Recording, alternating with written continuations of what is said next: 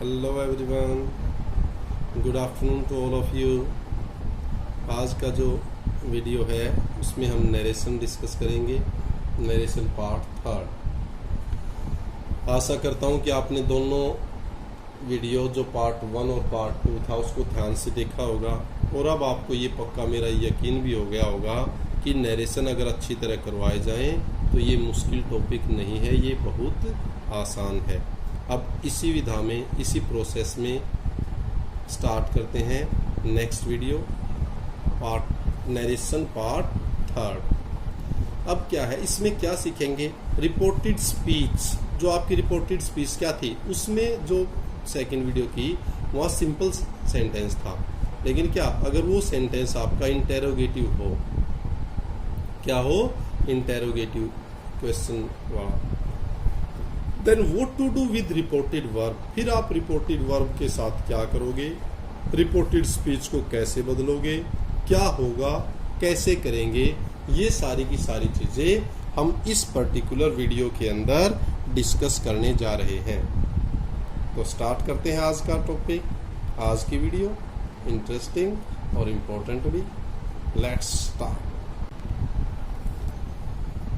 यदि reported verb, अब reported verb और ये स्पीच, अब आपको कंफ्यूजन नहीं होना चाहिए, अब आपको पता होना चाहिए कि उसको क्या बोलते हैं। कंफ्यूजन है फिर पहले वाली वीडियो देखें। यदि रिपोर्टेड वर्ब क्या हो, सेड टू, इसका मतलब पास्ट टेंस में हो या सेड हो, तथा रिपोर्टेड स्पीच, और जो रिपोर्टेड स्पीच है इन्वर्टेड कोमास के अंदर है वो इंटेरोगेटिव सेंटेंस हो, क्या वाले, पर्सन वाले वाचक सेंटेंस हो, तो अर्थात जो टेंस हैं वो इंटेरोगेटिव सेंटेंसेस वाले हों, तो सेड टू को चेंज कर देते हैं आस्क्ड। अब एक क्वेश्चन का तो आंसर मिल गया कि सेड टू को किस में चेंज कर देंगे, जब वो इंटेरोगेटिव स्पीच आपकी आस्क्ड में।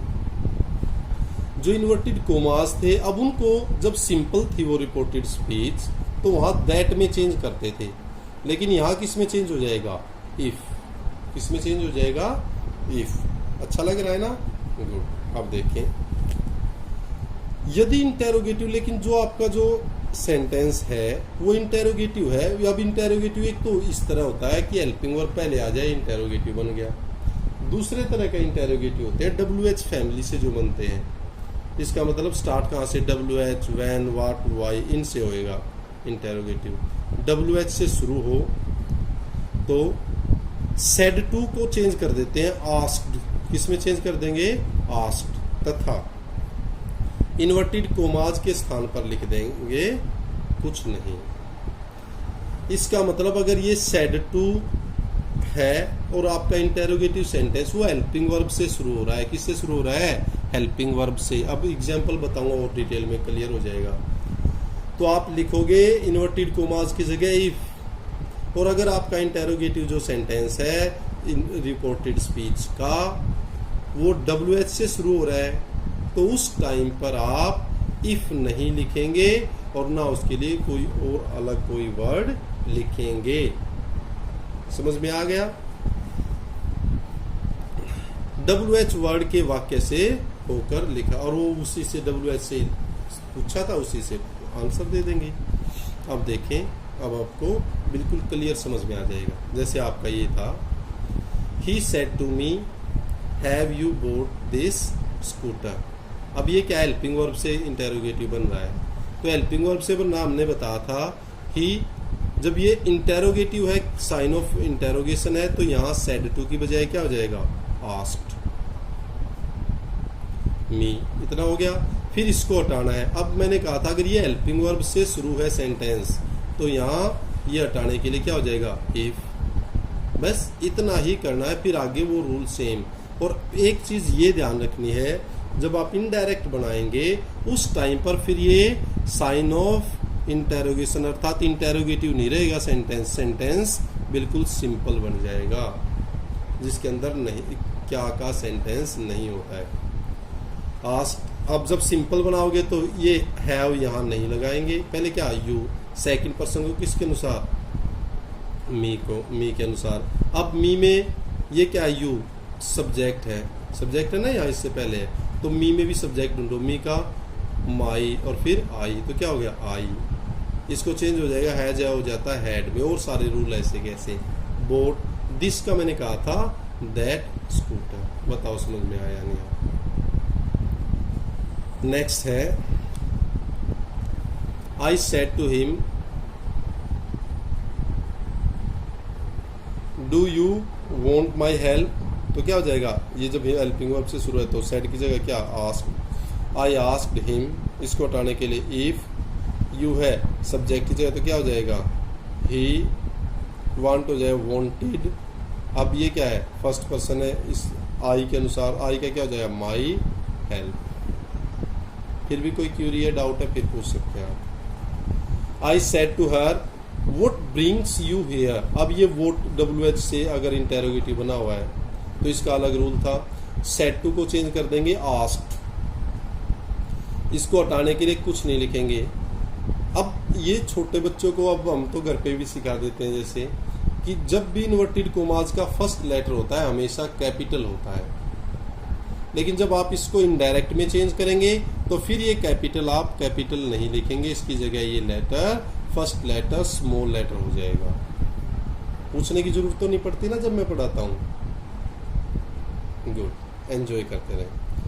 तो आई आस्क्ड हर व्हाट, अब क्या है ब्रिंग की हो जाए ब्रॉड, यू सेकंड पर्सन किसके अनुसार चेंज हो जाएगा हर देयर, और हेयर चेंज हो जाता है देयर में। बताओ समझ में आया नहीं। अगर इंटेरोगेटिव सेंटेंस है और वो प्रेजेंट वाला प्रेजेंट इंडेफिनिट या फ्यूचर हो तो वहां हो जाता है आस्क्स। बताओ समझ में आया नहीं आया। कुछ और इसके सेंटेंसेस देख लें और क्लियर हो जाएगा आपको। थोड़ा सा ये डिफिकल्ट सा लगता है बच्चों को, लेकिन फिर भी मैं हूं ना, I am always there.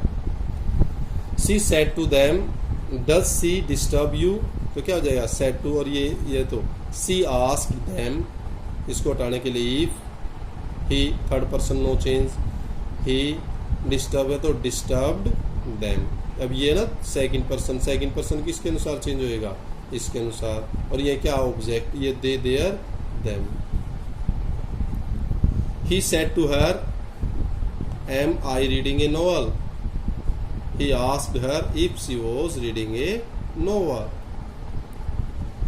He said to me have you broken my slate, तो क्या हो जाएगा have, इससे तो क्या he asked me if, और इसको सेकंड को इसके अनुसार चेंज करेंगे I has को चेंज had broken, और ये his as it is रहेगा his slate.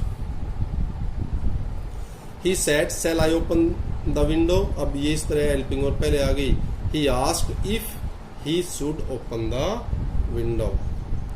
I said to her who teaches you English, तो क्या हो जाएगा I asked her who taught you English। अब you है, you किसके अनुसार चेंज होएगा इसके अनुसार, who taught her English। ये बहुत बार पूछा जाता है भी कॉम्पिटिटिव एग्जाम में। He said to her aren't they all corrupt, he, अब इंटेरोगेटिव है, he asked her if third person no change they were not all corrupt. He said to me do you know my name, he asked me if I knew his name. He said to me do you hate me, he asked me if I hated him. तो इस पूरी particular video में आपने first और second video से कुछ ज़्यादा detail में और कुछ ज़्यादा इम्पोर्टेंट सीखा है। नेक्स्ट वीडियो इससे भी ज़्यादा इम्पोर्टेंट, इससे ज़्यादा इंफॉर्मेटिव होने वाली है।